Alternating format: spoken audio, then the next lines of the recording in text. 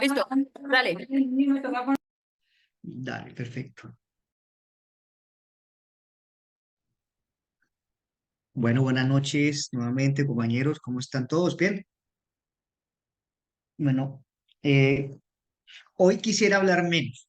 Me gustaría que fueran más ustedes los que intervinieran, los que plantearan algunos temas.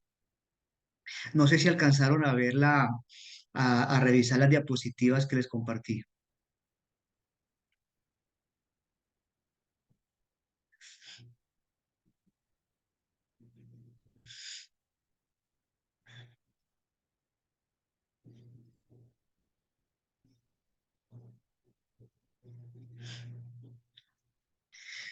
Bueno, veo que no, pero bueno, vamos a mirar. Entonces, un poquito lo que quiero que hoy abordemos más es lo relacionado con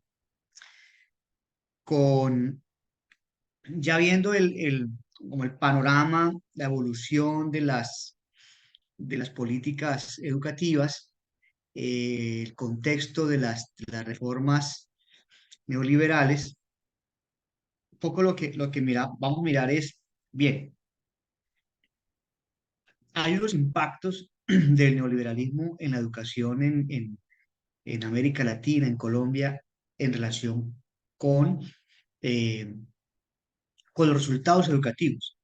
Digamos que a nosotros se nos vendió la idea que todo lo que estaba previamente, o el modelo en general de la educación, pues no correspondía con las necesidades de los empresarios, del sector productivo, de las necesidades mundiales en educación, las tendencias mundiales, y que pues obviamente, así como el conjunto del Estado colombiano, de los diferentes sectores, pues la educación también tendría que tener, obviamente, pues estar a la vanguardia, y esta vanguardia solamente era posible si se aplicaban los principios del mercado en la educación. Un poco lo que digamos, se nos vende, y efectivamente, pues se construye un discurso, ¿no? El discurso que los docentes, por ejemplo, son los principales responsables de de la crisis, porque se nos dice, por ejemplo, que el centro de la educación son los estudiantes, el centro de la educación es el aprendizaje, es decir, que ya los docentes no son importantes, que es importante son los estudiantes, son los jóvenes, los niños, los jóvenes, y que por lo tanto entonces los docentes deben garantizar los aprendizajes. Y desde la Conferencia Mundial de la Educación en Yonti, Tailandia, en 1990, que planteó la educación para todos, al 2000, que fue la Conferencia Mundial de, de Dakar, en Senegal, en la cual pues se hizo una revisión de las metas que se habían propuesto en 1990, unas metas a 15 años, y se había observado que en esos 10 años no se habían logrado muchos avances, y se plantearon unas metas al 2015. Luego, entonces, en 2015 llegamos a la Conferencia Mundial de Incheon en Corea del Sur, donde ya se habla es de los objetivos de desarrollo sostenible, y principalmente de las metas educativas del objetivo número 4, que era de educación, y se fijaron las metas al 2030. Entonces, digamos que entre 1990 y lo que llevamos, o sea que ya estamos muy cerca de cumplir, digamos, de llegar al 2030, que es lo que se propuso en Inkeon, en metas educativas. Había siempre una preocupación, era que no se había logrado la universalización, la universalidad, no se había logrado que los niños realmente aprendieran, etcétera. Y lo que observamos es fundamentalmente que a nivel mundial, pero sobre todo, obviamente, los países que sufrieron los estragos de las reformas neoliberales en educación, principalmente, obviamente, la reducción del gasto público en educación, etcétera, pues los resultados son desalentadores, ¿no? Un poco lo que aquí muestra un panorama que esto es antes de pandemia, por ejemplo, 387 millones de niños en edad escolar no tenían las habilidades básicas de lectura y en América Latina esto corresponde al 51% eh, de bajo rendimiento académico de los estudiantes. Y como, por ejemplo, en la prueba PISA del 2018, eh, digamos, los países de América Latina, todos presentan altos porcentajes de estudiantes en bajo rendimiento. Es decir, ¿Ves? Es de mis mejores agentes. Y está aquí en Tijuana. Si Corina está en un problema o está en peligro, ella es la más indicada para salvarla. Corina no qué pena, confía que es en que Corina. no sé por qué se me desconecta. Vamos aquí, ok. Entonces, cuando uno observa, por ejemplo, esto en las pruebas PISA del 2018, antes de pandemia, porque suele decirse que los resultados educativos desmejoraron por la pandemia. No, los resultados educativos venían malos desde antes. Eh, y a pesar de que se hizo desde los años 90 para acá, el énfasis de la política educativa ha sido la evaluación, acá vamos a hablar un poco del tema, y que Colombia participa en las pruebas PISA desde el año 2006, se observa cómo la tendencia es a la baja. Es decir, siempre Colombia, a pesar, digamos que la tendencia es a la baja en lo que tiene que ver con los resultados, pero es una tendencia similar al resto de los países de América Latina.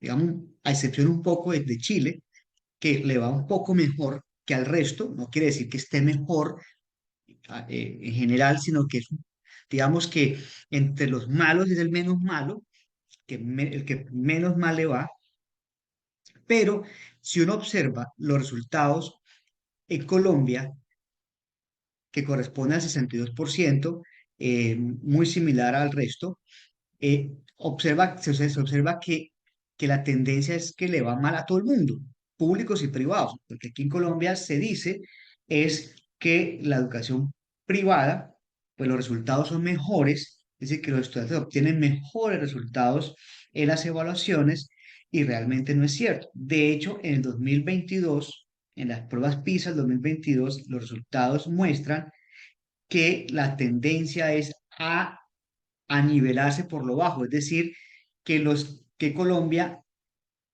aparentemente mejoró un poquito en las pruebas, en los resultados, pero no porque haya habido un avance, sino porque los que iban mejor retrocedieron. Entonces, lo que se está presentando es una tendencia, una nivelación hacia la baja en lo que tiene que ver con los resultados de las pruebas. Pero resulta que aquí nos quedamos solamente en las pruebas, en el resultado, pero no miramos, y la prensa, por ejemplo, nunca destaca qué es lo que está pasando con el contexto. Y esto significa, por ejemplo, eh, que de cada 100 estudiantes que en Colombia entran al primer grado, solo 46 llegan al grado 11 sin desertar ni repetir ningún año. Es decir, que tenemos eh, eh, casi la mitad de nuestros jóvenes se salen del sistema de nuestros estudiantes se salen del sistema educativo o repiten o desertan. ¿Y esto entonces qué significa? Significa que un primer problema que tenemos es el que existe una puerta giratoria en la educación. Entonces, la mayor parte de las personas no logran terminar el ciclo escolar y mucho menos llegar, obviamente, a la educación superior.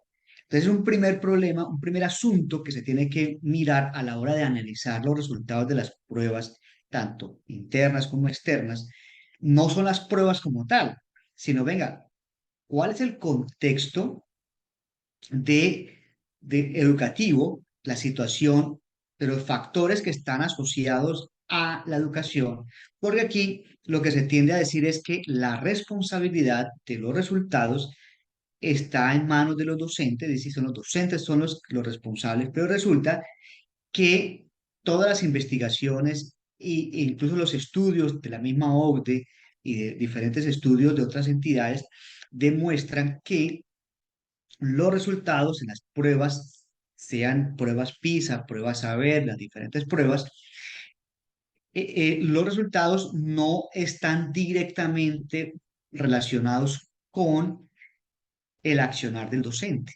¿Por qué? Porque un primer escenario es el escenario del contexto en el cual la mayor parte de los estudios demuestran que la mayor parte de que existe una inequidad social y que esa inequidad obviamente se constituye en una segregación que hace que obviamente un grupo de jóvenes de colegios, de algunos colegios privados, logran obtener mejores resultados frente al de los colegios públicos porque no cuentan con la infraestructura, no cuentan con una serie de condiciones que les permita poder realmente tener unos ambientes de aprendizaje adecuados, por un lado, y por otro lado, porque hay unas condiciones familiares, hay unas condiciones que están relacionadas con la nutrición, que están relacionadas con las violencias, etcétera, que obviamente impiden que haya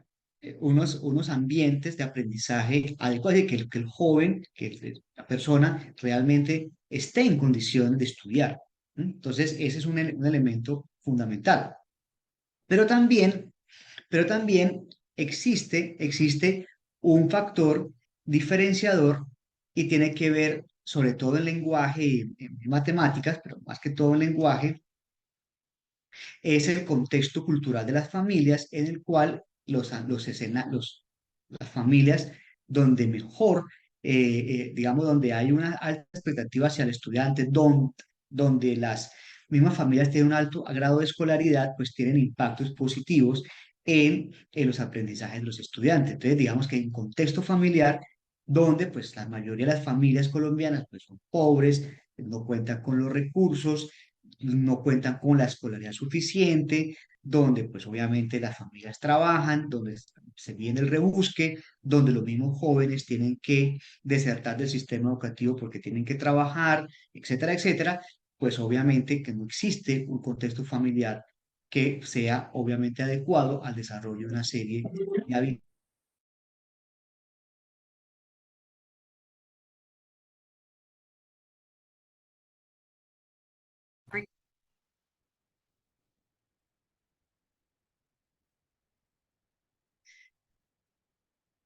Paciencia, paciencia, Dios mío.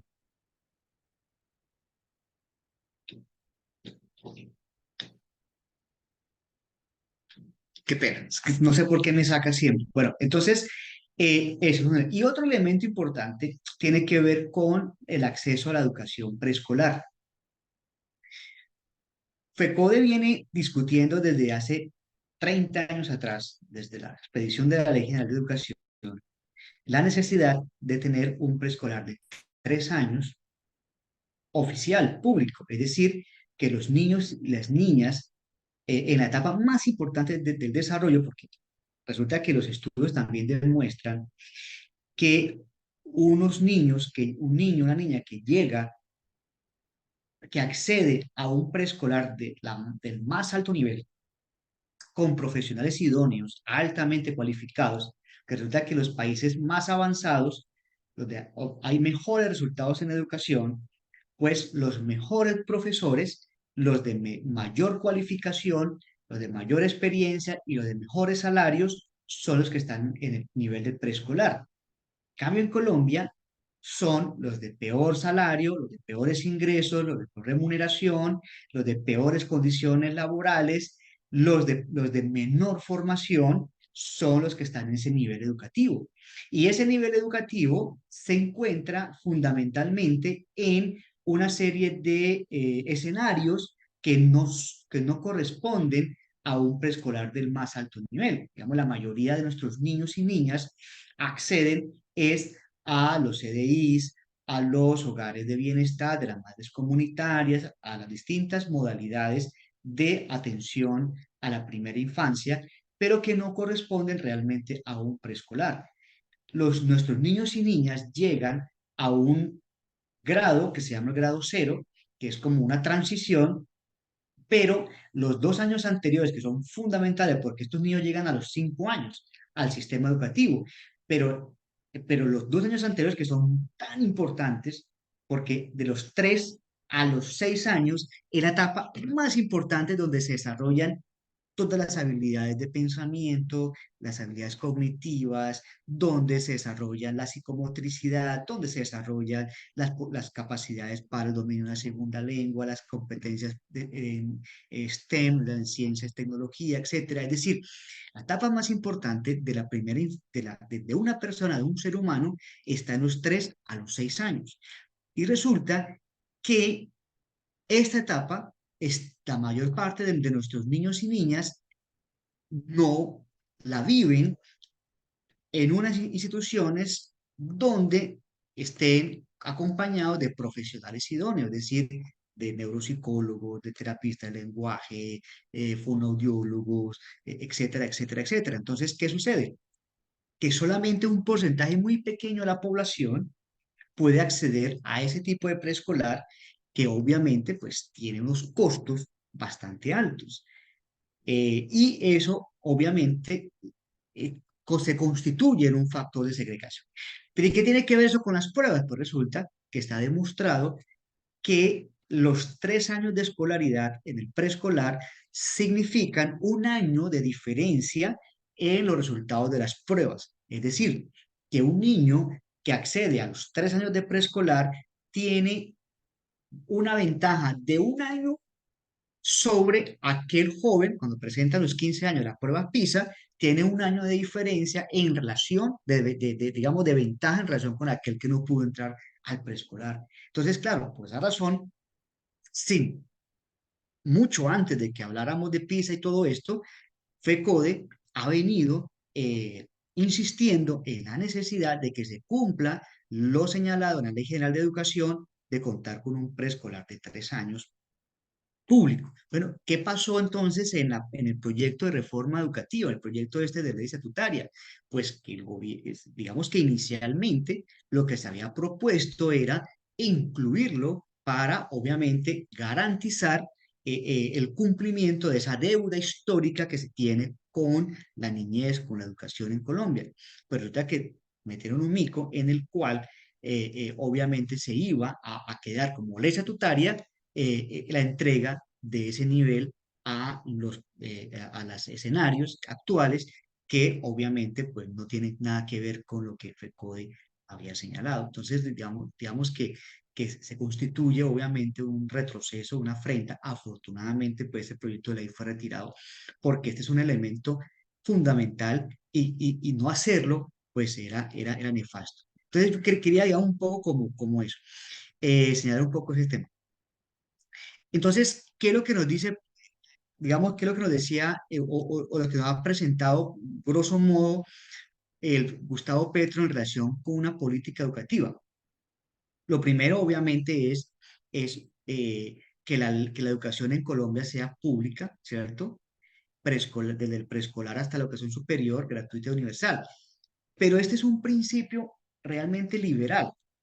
En la Revolución Francesa, los revolucionarios franceses, que quedó establecido en la educación en Francia y en otros países, pues la educación es una educación pública, es decir, financiada por el Estado, laica, es decir, una educación que no fuese confesional, una educación obligatoria, es decir, donde todos los niños en edad escolar tienen que ir a estudiar, no tienen que estar en otro lado, sino y la obligación de las familias de llevar a sus niños a la escuela.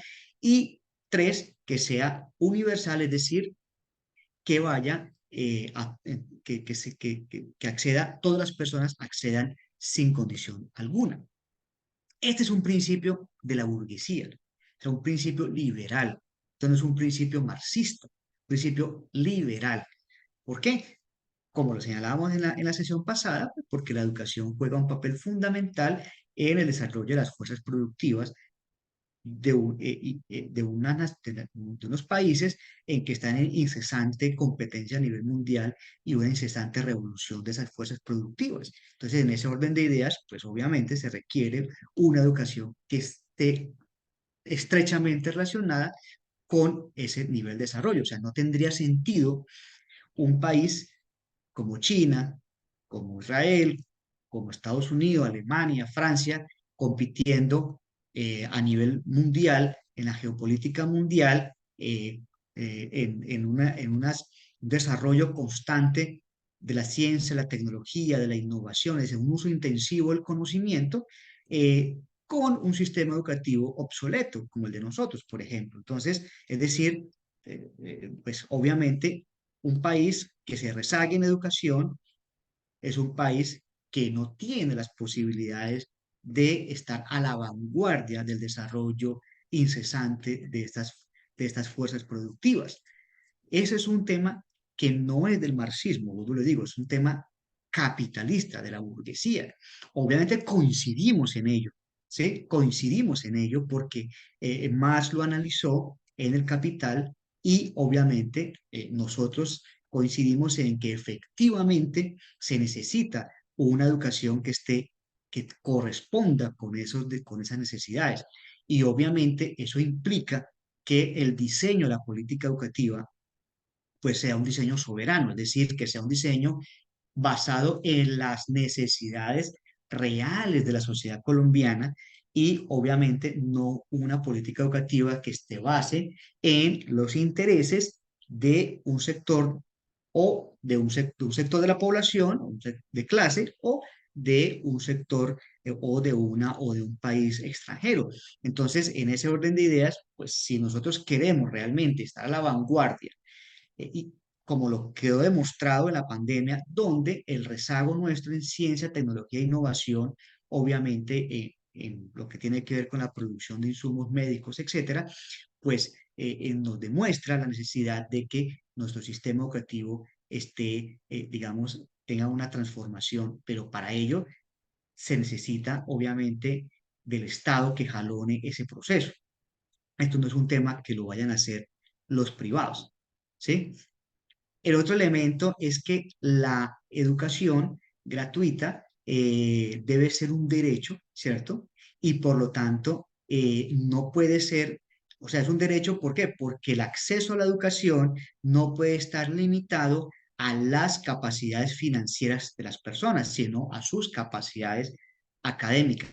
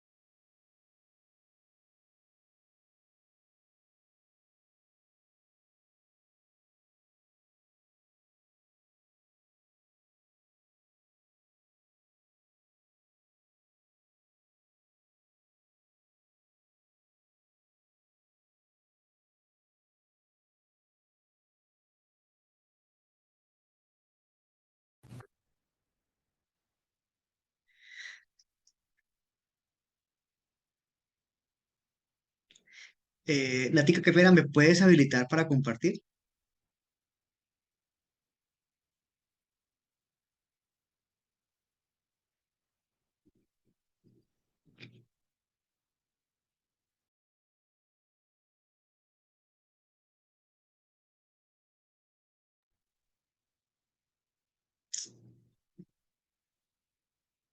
Latica. Bueno, pero digamos que mientras solucionamos este tema, sigamos. El tema, entonces, como ustedes pueden observar, para nosotros, para nosotros, digamos, coincidimos con esos elementos esenciales de la política educativa de Gustavo Petro, ¿sí? Lo que obviamente nosotros pues, consideramos que esta es una política educativa que es un avance importante. Obviamente que nosotros históricamente hemos defendido unas tesis. No sé si ustedes eh, me recuerdan esas tesis y las podemos analizar en relación con la política educativa.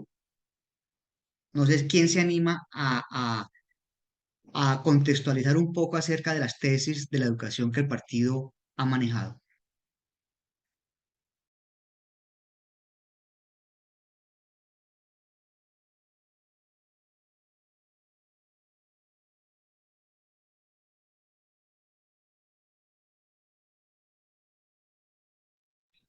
De Educación uno, pública, de uno. estatal, Ajá, de Juan científica Pablo. y democrática. Ok, listo, perfecto. Entonces, ¿qué significa entonces una educación pública?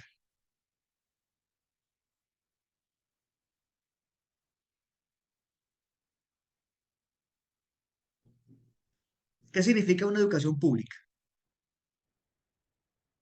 Ok, listo, el acceso a la educación, pero fundamentalmente una educación financiada por el Estado, ¿sí? Financiada por el Estado. Eh, no sé si Natica está por acá, es que no puedo compartirles y me gustaría compartirles algo, no sé, pero bueno, listo. Entonces, elemento uno muy importante, que una educación pública es una educación financiada por el Estado, no financiada por los particulares, porque realmente los particulares no financian la educación. Si ustedes analizan lo que vimos la semana pasada y las diapositivas, el interés de los particulares es que el Estado siga financiando la educación, pero a través de las modalidades de subsidio a la demanda, es decir, que sean ellos los que controlen el gasto en educación.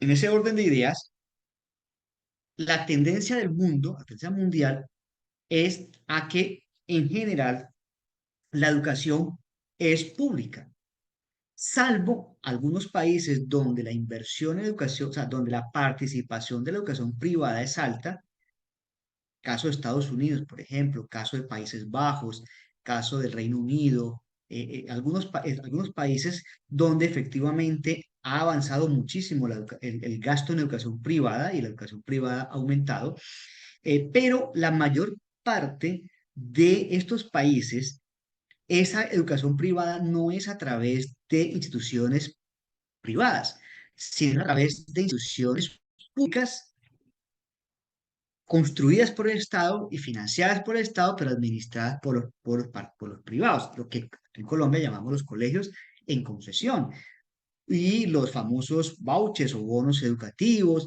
a otras formas en las cuales realmente es el privado el que captura los recursos públicos. Y en Colombia, el ejemplo más, digamos, aberrante, si se quiere, es el tema de Ser Piro Paga. Ser Piro Paga, les mostré las cifras, el porcentaje, Ser Piro Paga mayor parte lo que se hizo fue que las universidades privadas crecieron, pero no todas privadas, privadas de élite, crecieron, ay, gracias, Cristian, crecieron en lo que tiene que ver con la participación, eh, con la participación pública, ¿cierto? Entonces, ¿qué pasa? Que, que lo que estamos observando nosotros es lo similar a lo que ocurrió con la, con los demás sectores. Por ejemplo, cuando se privatizó Telecom, cuando se prestaron las telecomunicaciones, eh, ¿qué sucedía con las telecomunicaciones?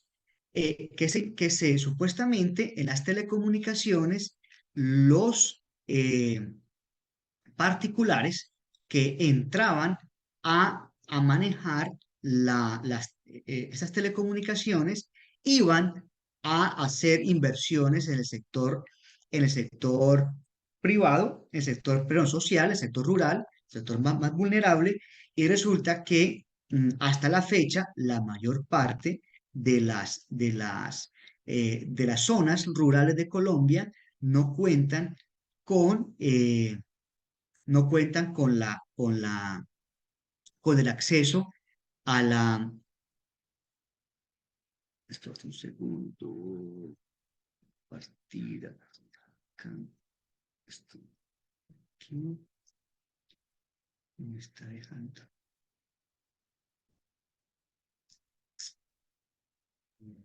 Carlitos, hacen una pregunta ahí en el chat. Primero ya puedes compartir pantalla y segundo te hacen una pregunta en el chat. ¿Me la puede leer? Es que estoy buscando aquí una cosa que les quiero compartir y no la encuentro. ¿Me la puede Vale, leer? dice, ¿es viable entregar la administración de las universidades públicas a empresas privadas? No es viable por una razón. Eh, la mayor parte la mayor parte de las universidades en Colombia, vamos a hacer un análisis. Si ustedes hacen una breve revisión del número de instituciones en Colombia de educación superior, pasan de las 300 universidades. Si uno analiza la tasa de matrícula, la tasa de cobertura en educación superior en Colombia, está por debajo de la media de América Latina, por debajo de la media de la OCDE y ni se diga de países como España, como Suecia, etcétera. Es decir, países donde la tasa de cobertura está por encima del 60-80%.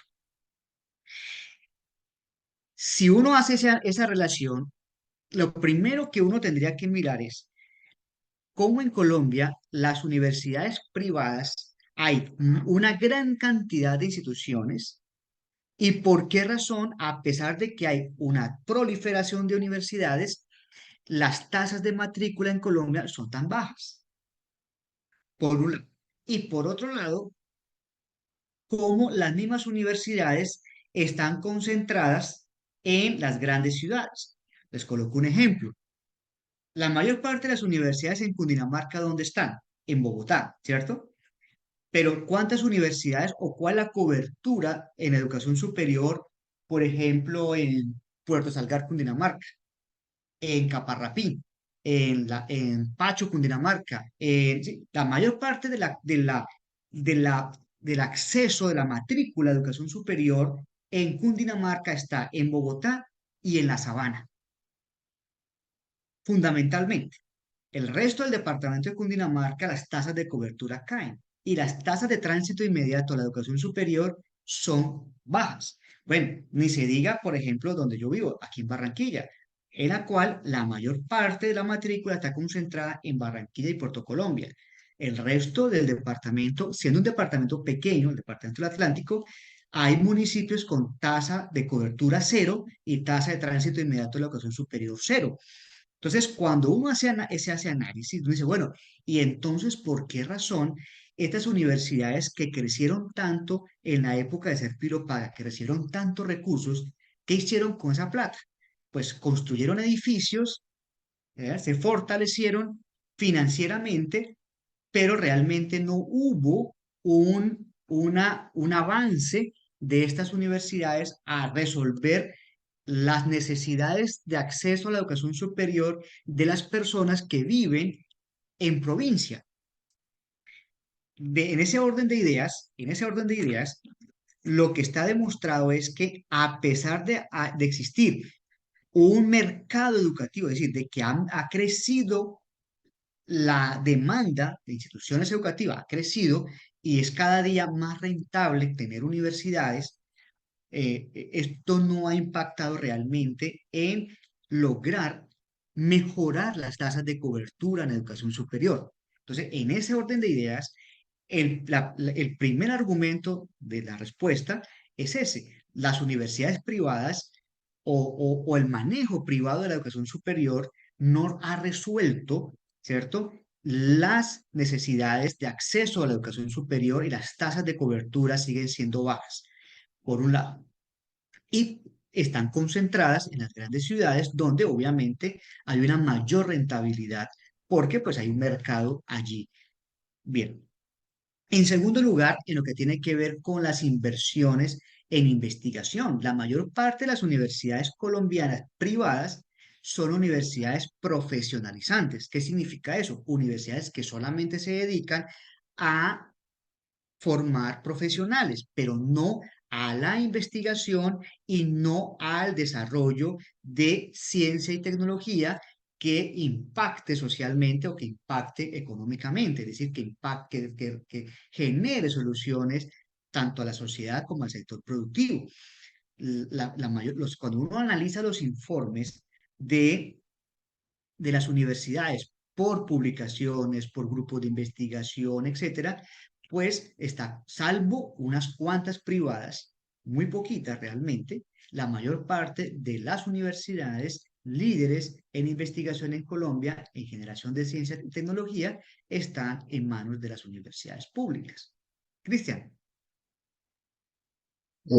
Vale, voy a hablar, es que pues, estoy como fuera de la casa, entonces no sé si se me escucha bien.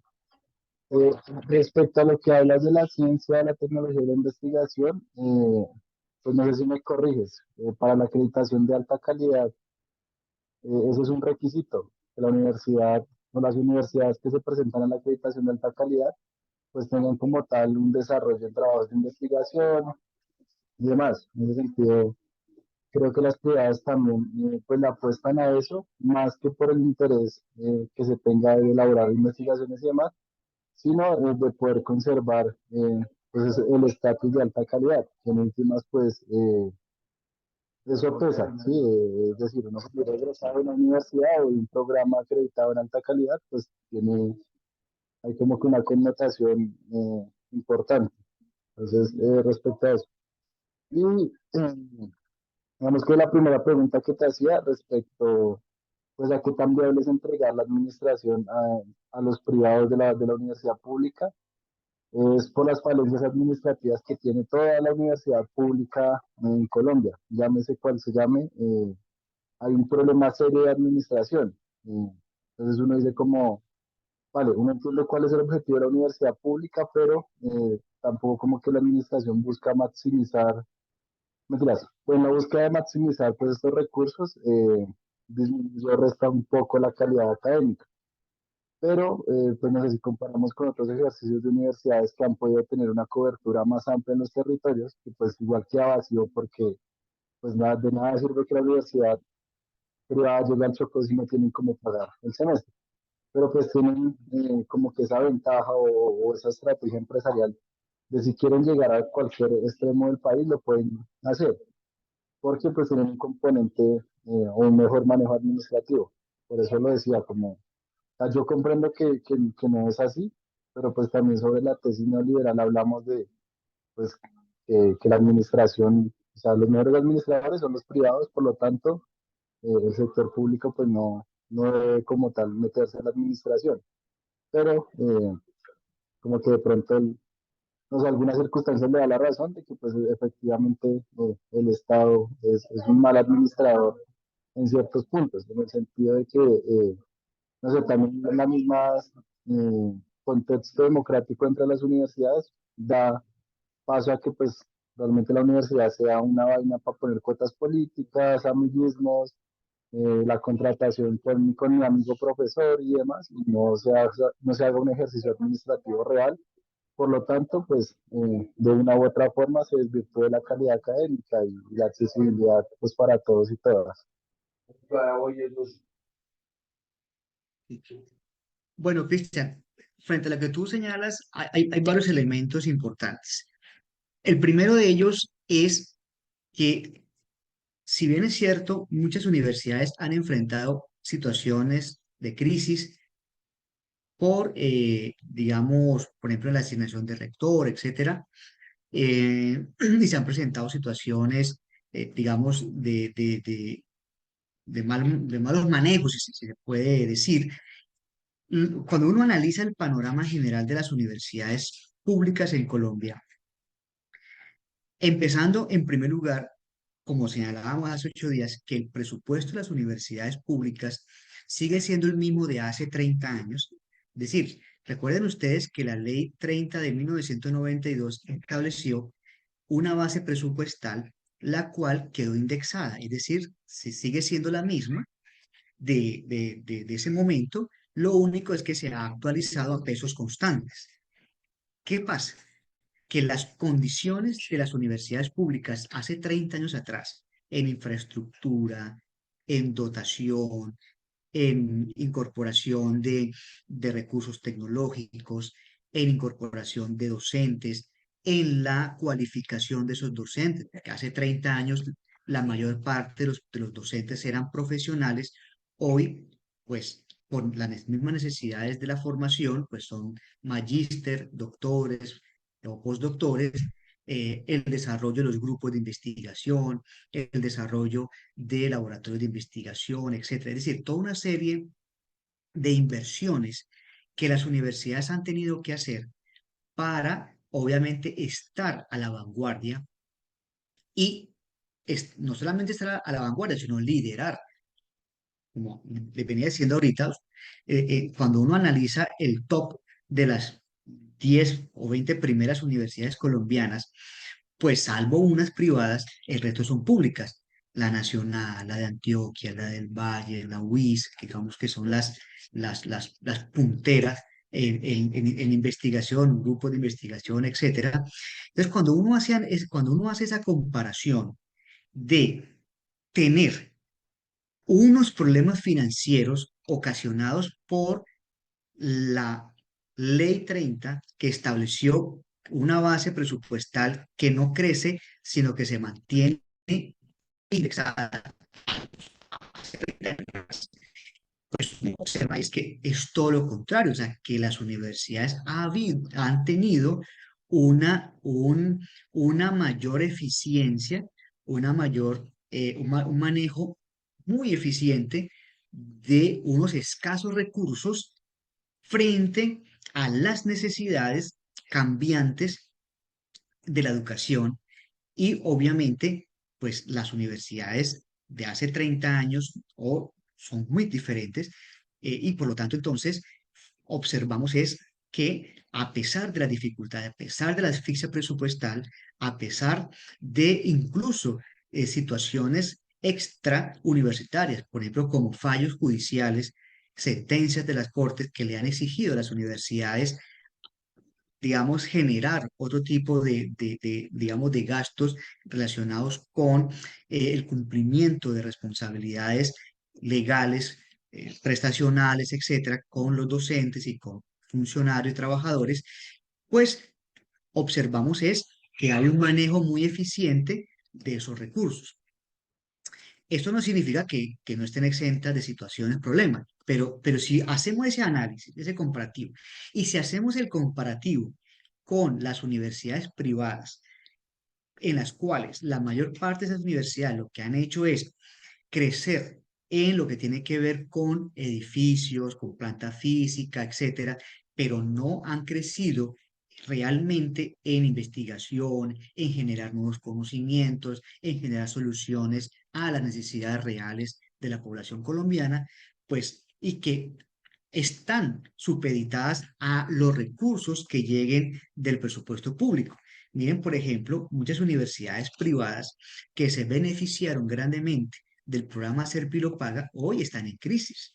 La Universidad del Norte en Barranquilla, por ejemplo, ha despedido un poco de gente. ¿Por qué? Porque obviamente crecieron artificialmente. Lo hicieron fue gracias a que capturaron esos recursos públicos, ¿sí? Atrayendo a los jóvenes porque ¿qué pasa? Que cuando esos programas como Servilo Paga, pues obviamente los chicos no van a la Universidad de Antioquia, no van a la Universidad del Atlántico, van a las privadas. Aquí sucedió eso. Entonces, ¿qué pasa? Que, que cuando una universidad privada está supeditada es a capturar los recursos públicos, a solicitarle a que haya más créditos y CETEX, a que haya más financiación pública de la universidad privada, pues entonces estamos también observando la otra cara de la moneda y es que estas universidades realmente no son tan eficientes porque, por un lado, no crecen en cobertura, no generan oportunidades de acceso a la educación superior a poblaciones más vulnerables. Tercero, no van a las provincias. Cuarto, crecen únicamente en edificios y todo esto. Y quinto, no generan investigación y ciencia ni tecnología la mayoría de ellas. Eso, digamos, en lo que tiene que ver con el comentario que tú haces frente a la eficiencia o la eficacia del manejo de las universidades públicas o privadas. Y lo segundo, en lo que tiene que ver con la acreditación. Para la acreditación, digamos, existe una serie de factores y de indicadores de acreditación. Uno de los factores es la investigación, la de tener grupos de investigación, etcétera, pero no es la única. Existen otros factores de acreditación. ¿Qué sucede? Cuando una universidad va a solicitar y hace primero la autoevaluación para el proceso con fines de acreditación, digamos que lo que hace es presentarle una propuesta a los pares académicos del CNA para decir, mire, nosotros tenemos estas fortalezas en estos ámbitos, en estos indicadores, en estos factores de acreditación, pero tenemos estas debilidades y nos comprometemos en un tiempo prudencial a mejorar estas condiciones. Entonces, ¿qué hacen los pares académicos? Hacen las observaciones y esas observaciones entonces quedan en un documento de plan de mejoramiento. Entonces, ¿qué pasa? Realmente muchas universidades se acreditan no porque cumplan la totalidad de los factores e indicadores de acreditación, sino que por el contrario, lo hacen es porque presentan un plan de mejoramiento a futuro en el cual se comprometen a resolver esas debilidades que tienen. Entonces, hay muchas acreditaciones que realmente, de muchas universidades que uno dice, venga, ¿en qué momento esta universidad cumplió los factores e indicadores de acreditación?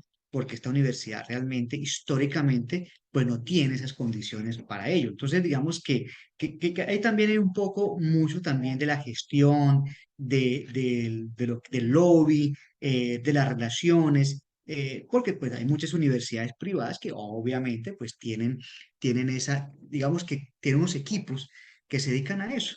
¿Sí? Entonces digamos que el tema de la acreditación hay que mirarlo con mucho detalle, con mucha lupa, porque a veces hay universidades que realmente no cumplen esos requisitos de acreditación y lo que hacen es que los maquillan y pues tienen quien, digamos, hacen el lobby para lograr que el Consejo Nacional de Acreditación le aprueben esos procesos. Entonces, también hay que analizarlo con mucho detalle.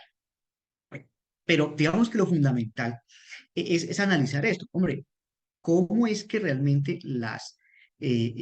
tenemos, por un lado, unas necesidades en acceso de la población al preescolar, que sigue siendo muy bajo? Segundo, a que no todos los chicos que ingresan al sistema escolar terminan. Las tasas de matrícula de educación superior de educación básica, media, son muy bajas.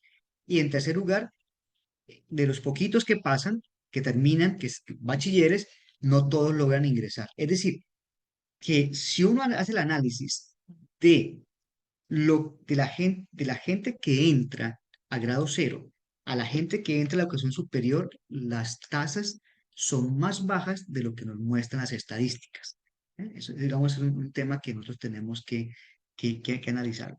Por esa razón es que una meta en educación superior, como la que se propuso Gustavo Petro, que no la va a cumplir indudablemente, de lograr generar 500.000 nuevos cupos en educación superior, pues tiene que ver muchísimo es con un tema que no está resuelto y es los recursos. Se necesita cambiar el esquema de financiación de las universidades de la educación superior para poder que las universidades públicas realmente tengan los recursos suficientes para poder ir a las regiones a, obviamente, ofrecer soluciones de educación superior.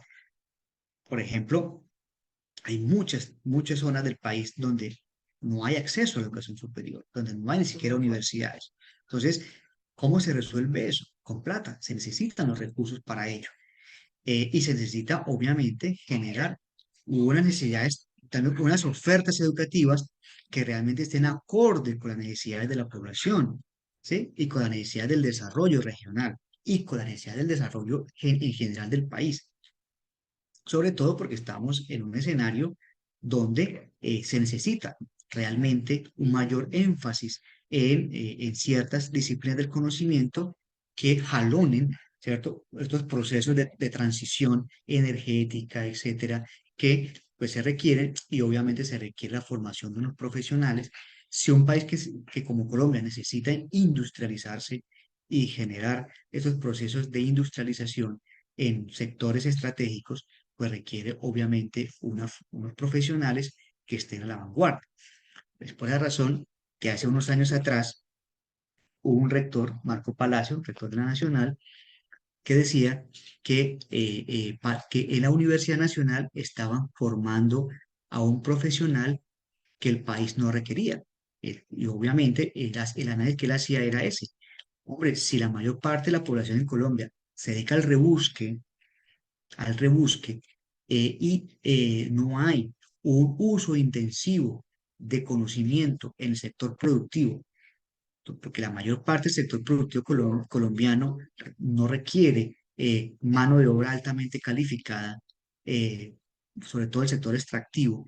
Entonces, pues decía él, pues, ¿para qué formamos un ingeniero de alto nivel si el sector privado, si el sector económico, si el sector productivo, pues no lo demanda? ¿Sí? Entonces digamos que obviamente él lo hacía en un análisis neoliberal, pero digamos que nosotros sí tenemos que mirar y es que efectivamente el país necesita desarrollar unos sectores del conocimiento que estén íntimamente relacionados con las necesidades, con las tendencias de la ciencia, la tecnología y la innovación y de cómo Colombia se puede insertar exitosamente en estas dinámicas. Bueno, entonces eso, digamos, es importante. Y otro elemento, ya.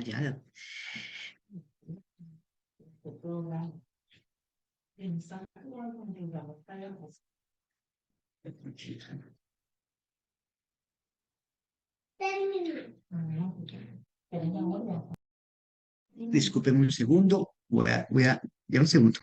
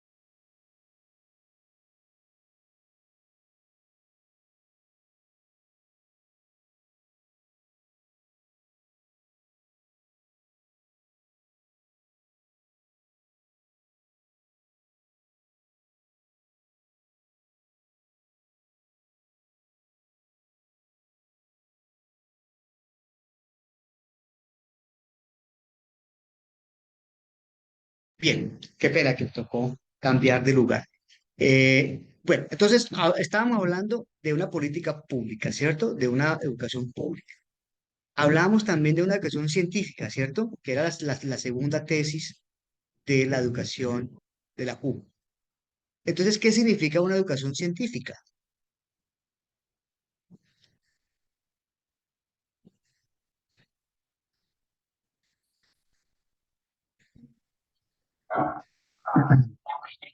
Pues lo que mencionaba, ¿no? Es que se busque pues enseñar lo más avanzado en términos de investigación, de ¿Cómo, ciencia, Cristian? pues, ¿me escuchas bien? Sí, te escucho, ahora sí te escucho. Pues lo que tú ya antes estabas planteando, o sea, el concepto o el término de científico, pues va dentro de que se busque enseñar lo más avanzado en términos de investigación, de innovación y desarrollo científico, pues a la par de lo que se está viendo en el mundo y no únicamente pues como la educación centrada en lo que necesita el mercado o la industria. Sí, correcto. Tiene que ver exacto, con lo que estábamos hablando ahorita. O sea, qué es lo más avanzado del conocimiento? ¿Sí? Entonces, cuando uno se pregunta qué es lo más avanzado del conocimiento, uno lo primero que tiene que mirar efectivamente es, hombre, ¿qué es lo que está pasando en el mundo en materia de, de la innovación? ¿Cierto? O sea, cuando uno analiza, por ejemplo, eh, que existe una necesidad del desarrollo de una tecnología médica, para atender una crisis sanitaria como la que vivimos en la pandemia. Entonces, se requieren unas capacidades eh, que permitan el desarrollo o la generación de una comunidad académica, una comunidad científica que pueda desarrollar este tipo de procesos. Se requiere, por ejemplo, la formación, ahora que estamos hablando de la transición energética. Entonces, hey, nosotros, cuando hubo la transición, la incorporación de las TIC en el mundo, esa revolución científico-tecnológica de las TIC, pues un país como Colombia no produce computadores. Un país como Colombia no produce software. O sea, eso es muy poco, casi nula, el aporte de Colombia al desarrollo de esas tecnologías. Nosotros somos un país consumidor de tecnología, no un país productor de tecnología, ¿cierto? Entonces, en ese sentido, tener una educación de la más alta calidad significa eso, pasar, por ejemplo, de ser consumidores de tecnología a producir tecnología. ¿Y cómo se produce tecnología? A partir de una formación matemática, una formación científica, una formación, por ejemplo, que permita la comprensión de estos procesos intrínsecos a el manejo de un computador, a la generación de un programa. Eh, Ahora que estamos hablando entonces de la generación de energías alternativas, entonces Colombia no puede ser un país que simplemente consuma las tecnologías que producen la energía fotovoltaica o la energía eólica, etcétera, sino que pueda también desarrollar tecnología, ¿cierto? Y no solamente importar dicha tecnología. Eh, entonces, nosotros somos un país, por ejemplo, que produce petróleo, pero vende petróleo crudo e importa petroquímicos, es decir, vendemos petróleo crudo y a quien le vendemos el petróleo crudo se lo compramos en derivados. Entonces, se necesita, pues claro, en esa época donde Colombia priorizó, los años 70, 80, 90, priorizó la industria petrolera, pues hubo países donde desarrollaron una formación en ese sentido.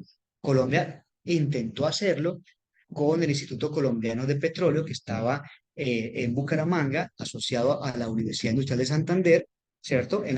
Tratando de formar ingenieros petroquímicos, etcétera, pero no hubo una industria nacional que permitiese fortalecer ese proceso.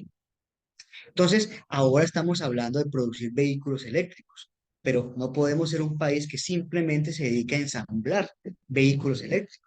O sea, porque seguimos haciendo lo mismo desde un siglo atrás. Sino, hey, ¿por qué no producimos vehículos? ¿Por qué no estamos en capacidad de producir? Somos un país que tiene unos recursos en biotecnología y la biotecnología es una parte importante de el desarrollo de la competencia mundial. Bueno, tenemos la materia prima para el desarrollo de la biotecnología, pero no tenemos las capacidades instaladas para realmente desarrollar esa biotecnología. Entonces, cuando hablamos de una educación del más alto nivel, de una educación científica, precisamente estamos hablando es que el sistema educativo colombiano, desde el preescolar en adelante, esté íntimamente relacionado con eso. Es decir, hombre, ¿cuáles son las necesidades del país, los propósitos del país en materia educativa? Obviamente, una política educativa soberana, donde de manera soberana nosotros podamos decir,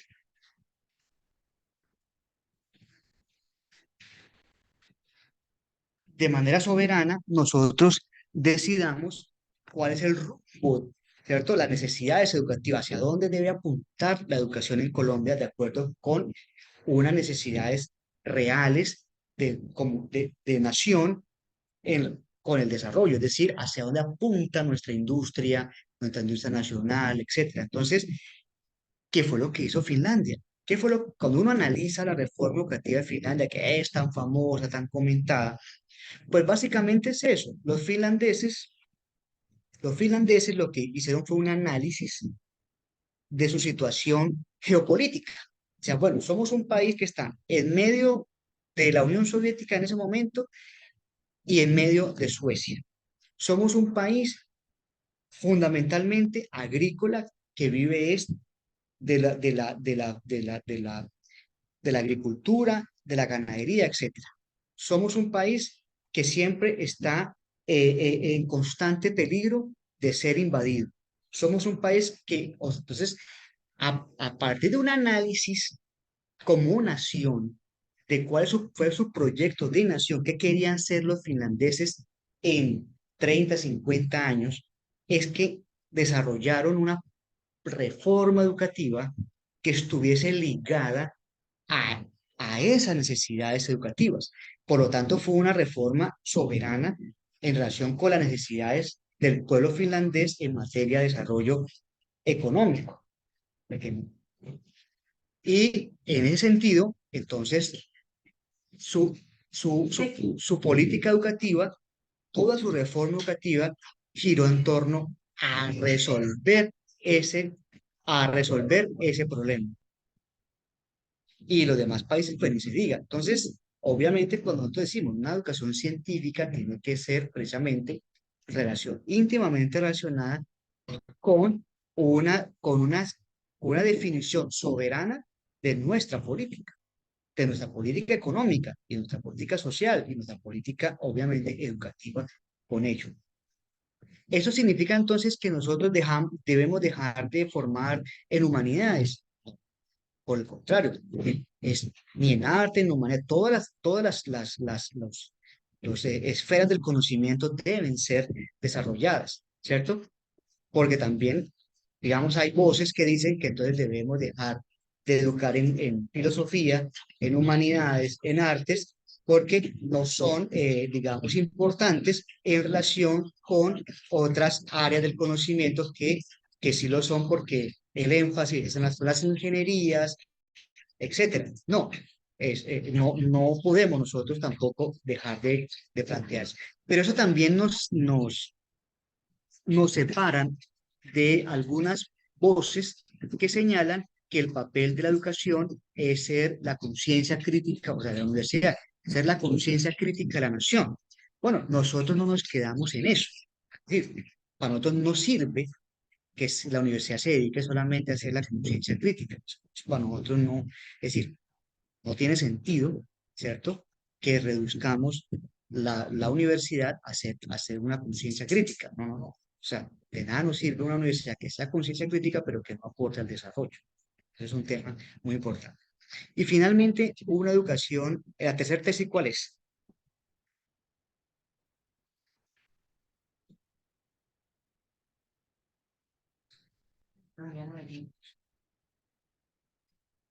¿Cuál es la tercera tesis? ¿Alguien se acuerda? Democrática.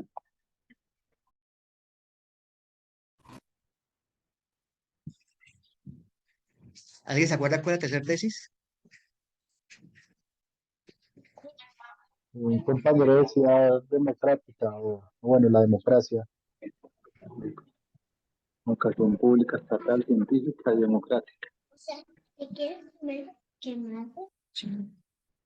¿Y qué significa entonces ser democrático? Que es cierto, está al servicio del pueblo, indistintamente de su clase social, que pueda acceder de educación, cierto, que sea gratuita y universal, a cualquier estatus social. Exacto, bueno, eso es una parte, efectivamente, que esté al servicio de los intereses de la nación, ¿cierto? Y no de un sector. Exacto, la participación, y ahí entra entonces la democracia, el cogobierno, ¿cierto? Que fue una, una de las premisas del movimiento del 71, que señaló efectivamente la necesidad que los estamentos de la comunidad educativa sean los que dirijan las instituciones educativas, no solamente, que no sean sectores externos a las universidades, a los colegios, los que definan el rumbo de las instituciones. Y a nivel nacional, obviamente, que nuestra educación no esté supeditada a imposiciones externas, como sigue existiendo.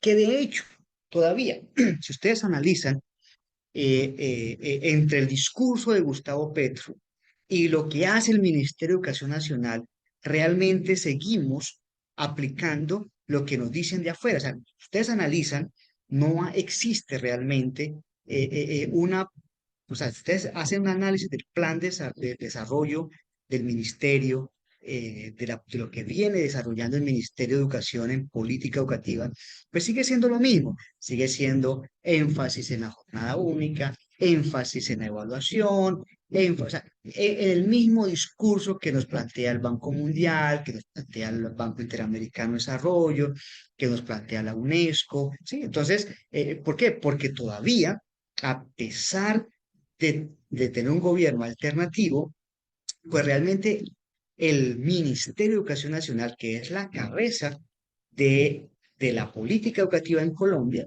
pues sigue teniendo, sigue desarrollando, ¿cierto? Esos postulados que vienen de afuera. No existe hasta el momento, por ejemplo, no, aquí la Ley General de Educación estableció la necesidad de tener un plan decenal de educación. Y existe un tercer plan decenal de educación que fue 2016-2026, pero no existe realmente, hasta el momento no ha existido una labor del Ministerio de Educación Nacional de convocar realmente a las comunidades educativas, al país, a construir una política educativa realmente participativa. O sea, salvo unos eventos que hubo donde una montonera de gente, pero realmente no ha habido el desarrollo de unas mesas de trabajo donde los estudiantes, los profesores, las comunidades, las mujeres, los afros, los indígenas, etcétera, los diferentes sectores de la sociedad colombiana realmente se sienten a participar, a presentar sus propuestas, a que estas queden consignadas en un documento de política pública. El documento que llegó al Congreso de Ley Estatutaria de la Educación lo presentó fue un sector del pacto histórico, pero no fue realmente concertado con todos los partidos del pacto histórico. Incluyó unos elementos que sí que hemos defendido, pero realmente no. O sea, ustedes mismos saben que en ningún momento, o que yo sepa, pues, ¿sí? Si estoy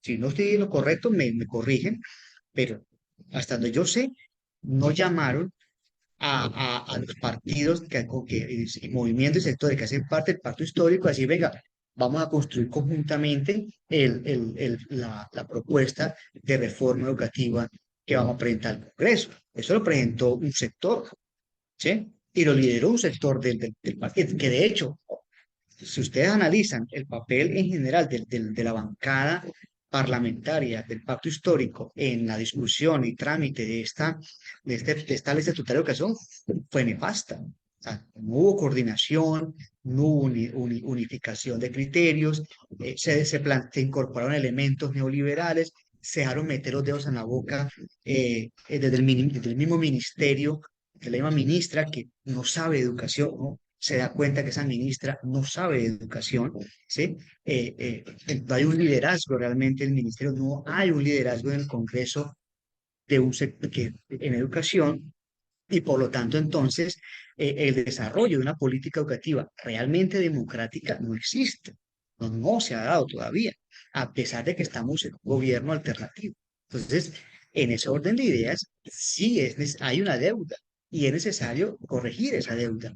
Y ni se diga de los procesos territoriales.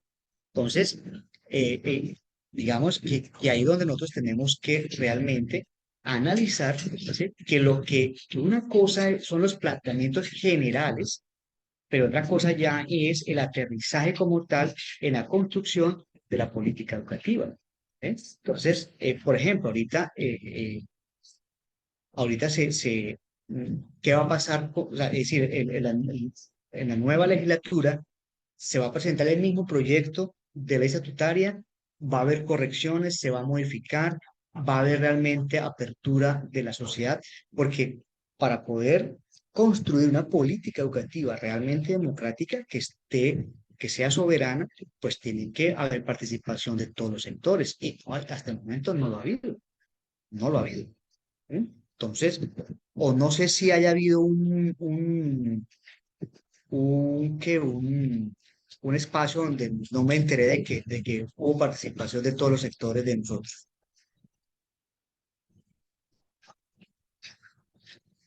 Vale, John, también vamos a terminar, tranquilo, Johan, que también ya nos demoramos en terminar.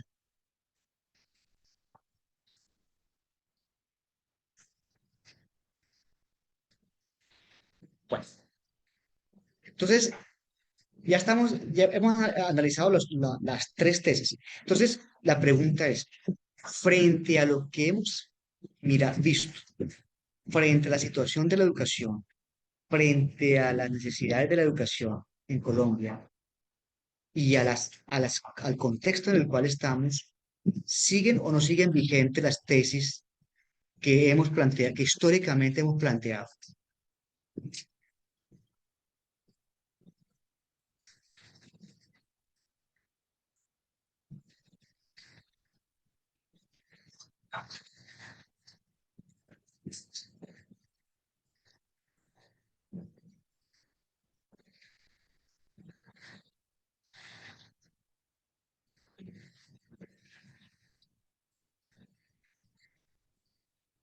Para concluir, sí siguen o no siguen vigentes nuestras tesis.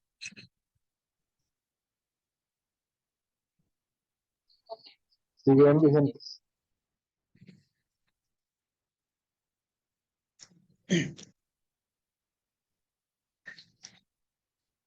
Efectivamente, lo que tenemos que hacer nosotros es, obviamente, enriquecer esas tesis con los nuevos elementos que tenemos en la actualidad y sobre todo darle fuerza a través de los números, de las estadísticas, de mostrar el panorama, de comparar.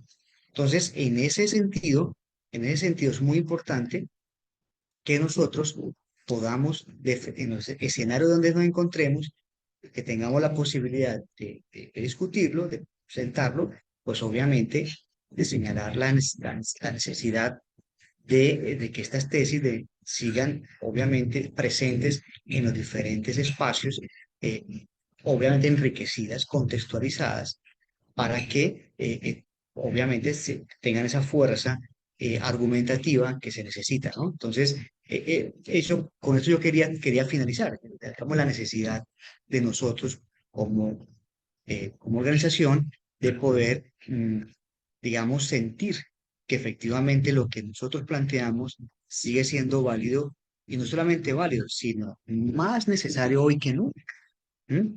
Mucho más que nunca, porque realmente lo que nos demostró esta pelea es que a pesar de estar en un gobierno, el gobierno ser un gobierno alternativo no significa que quienes estén en el gobierno realmente apunten en la misma dirección. Y obviamente, si nos hubiera dado esa pelea, imagínate que aprueben esa reforma como estaba, pues o sea, hubiera sido un triunfo no de las fuerzas democráticas, sino un triunfo de las fuerzas más reaccionarias. Es decir, le hubiéramos dado, imagínate, un papayazo y un golpe mortal a la educación en Colombia. Entonces, esto lo que nos demuestra es eso, que, que obviamente en el mismo sector alternativo hay gente que no tiene ni idea de esto, que no la tiene clara. ¿M?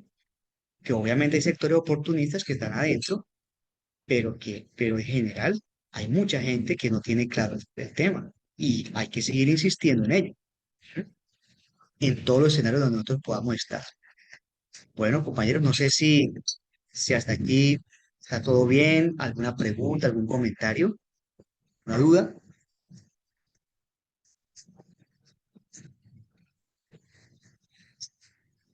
Por mi parte, todo ha sido muy claro, camarada Carlos Julio. ¿Cómo? Por mi parte, todo ha sido muy claro. No te escucho bien, ¿cómo? Que todo ha sido claro, dice Cristian. Ah, ok, listo, dale, perfecto. Bueno, compañeros, entonces yo creo que vamos a dar por finalizada la sesión, ¿no? Muchas gracias, Cualquier Carlos. cosa que, dale, si tienen algo, alguna pregunta o algo, me la pueden hacer llegar y yo con mucho gusto, ¿vale? Le respondo. Vale, Carlitos. El otro miércoles.